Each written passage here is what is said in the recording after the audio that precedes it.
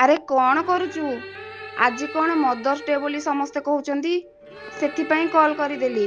Hello ବୋଉ, mothers ଡେରେ ମୁଁ ତତେ କଲ୍ କରି ୱିଶ୍ କରିବା କଥା କହୁଛୁ ତ? ହେଲେ ମଦର୍ସ ଡେ କଣ ଯେ? ସେ କିଛି ନାହିଁ, ତୁ ସେଗୁଡ଼ା ବୁଝିବା ଦରକାର ନାହିଁ। ଏ ମଦର୍ସ ଡେ ସେଇମାନଙ୍କ ପାଇଁ ଯେଉଁମାନେ କେବଳ ଆଜି ଦିନରେ ମାଆକୁ ଭଲ ପାଆନ୍ତି, ଆଉ ଫଟୋ ଉଠାଇ ସୋସିଆଲ ମିଡ଼ିଆରେ ଛାଡ଼ି ମାଆକୁ ଭଲ ପାଆନ୍ତି ବୋଲି ଦେଖେଇ ହୁଅନ୍ତି। କାଇଁ ତୁ କୋଉଠି ଛାଡ଼ିନୁ? ମୁଁ ଭାବିଲି ତୁ ଭୁଲି ଯାଇଛୁ ବୋଧେ, ସେଥିପାଇଁ ତତେ ମନେ ପକେଇଦେଲି। ଆଜି ଯାହା ମୋବାଇଲ ଦେଖ ସବୁଥିରେ ସମସ୍ତଙ୍କର ଖାଲି ମା ସହ ଫଟୋ। ହ୍ୱାଟ୍ସଆପରେ କଣ କୁହନ୍ତି ତ ତାକୁ? ହଁ ମନେ ପଡ଼ିଲା, ଷ୍ଟଟସ। ନାଇଁଲୋ ବୋଉ, ସେଇଟା ଷ୍ଟଟସ୍ ନୁହେଁ, ଷ୍ଟାଟସ୍। ହଁ ସେଇଥିରେ ସମସ୍ତେ ଦେଇଛନ୍ତି, ହେଲେ ତୋର ଦେଖିପାରିଲିନି ତ, ସେଥିପାଇଁ ଭାବିଲି ତୋ ଦେହ ପା ଠିକ ଅଛି ତ? ଯିଏ ସବୁବେଳେ ବୋଉ ବୋଉ ହଉଛି, ଯିଏ ମୋର ଟିକେ କଣ ହେଇଗଲେ ବ୍ୟସ୍ତ ହେଇ ପଡୁଛି, ସେ କେମିତି ଆଜି ପରି ଦିନରେ ମତେ ଭୁଲିଗଲା କେମିତି? ନାଲୋ ବୋଉ, ମୁଁ ତତେ ଜମା ବି ଭୁଲିନି। ମୋତେ ଖାଲି ଗୋଟେ କଥା କହ, ମୁଁ ସବୁଦିନ ତତେ କଲ୍ କରୁଛି, ସବୁଦିନ ତୋ ଭଲ ମନ୍ଦ ବୁଝୁଛି। ଯେତେ ଦୂରରେ ରହିଲେ ବି ତତେ ମୁଁ ଭୁଲି ପାରିବିନି, ଏକଥା ତୁ ଭଲ ଭାବରେ ଜାଣିଛୁ। ତୁ ଖାଲି ମୋତେ ଗୋଟେ କଥା କହ, ତୋର ଏଇ ଗୋଟେ ଦିନ ଦରକାର ନା ସବୁଦିନ ତୋ ପୁଅ ଦରକାର? ନା, ତୁ ମୋର ସବୁଦିନ ଦରକାର। ଥାଉ ସେ ମଦର୍ସ ଡେରୁ, ମତେ କଣ ମିଳିବ କହିଲୁ? ଏବେ ସବୁ ବୁଝିଗଲି। ବାସ୍, ଏବେ ବୁଝିଲୁ ତ? ଆଜିର ଦିନଟି ହେଉଛି ମା ପାଇଁ, ମାନେ ମା ପାଇଁ ଗୋଟେ ଦିନ। ଯେଉଁ ମା ତମକୁ ଏ ଦୁନିଆକୁ ଆଣିଛି, ଯେଉଁ ମା ତମକୁ ଏ ଦୁନିଆ ଦେଖେଇଛି, ସେଇ ମା ପାଇଁ କ'ଣ କେବଳ ଏଇ ଗୋଟେ ଦିନ? କାହିଁ ଅନ୍ୟ ଦିନ ଗୁଡ଼ା କାହା ପାଇଁ ପାଳିବ?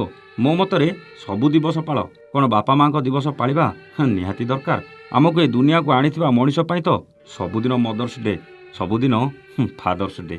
ଲୋକ ଦେଖାଣିଆ ପାଶ୍ଚାତ୍ୟ ପରମ୍ପରାକୁ ଆପଣେଇ ବିଦେଶରେ ଡଲାର ଗଣୁଥିବା ସେହି ସନ୍ତାନମାନଙ୍କ ପାଇଁ ଏହି ମଦର୍ସ ଡେରେ ମାନେ ଅଛି।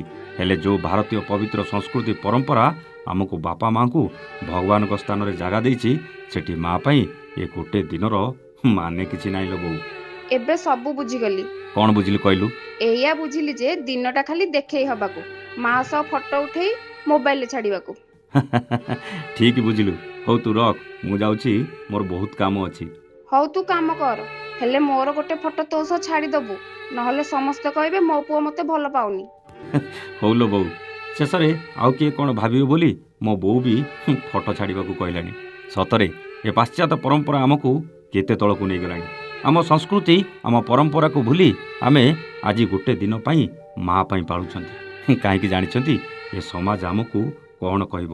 ଆଜି ମଦର୍ସ ଡେରେ ମାଆର ଗୋଟେ ଫଟୋ ସୋସିଆଲ ମିଡ଼ିଆରେ ଛାଡ଼ିନି, ଜଣା ପଡ଼ିଗଲା ଇଏ ତା ମାଆକୁ ଜମା ଭଲ ପାଉନି।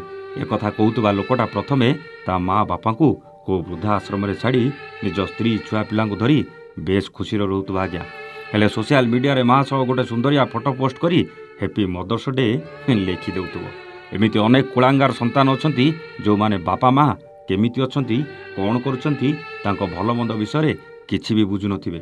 ହେଲେ ଏଇ ମଦର୍ସ ଡେ ଆଉ ଫାଦର୍ସ ଡେ ଆସିଲେ ସୋସିଆଲ ମିଡ଼ିଆରେ ଏମିତି ବଡ଼ ବଡ଼ ପୋଷ୍ଟ କରିବେ, ଯେମିତି ଏମାନେ ବାପା ମା ବିନା ମରିଯିବେ।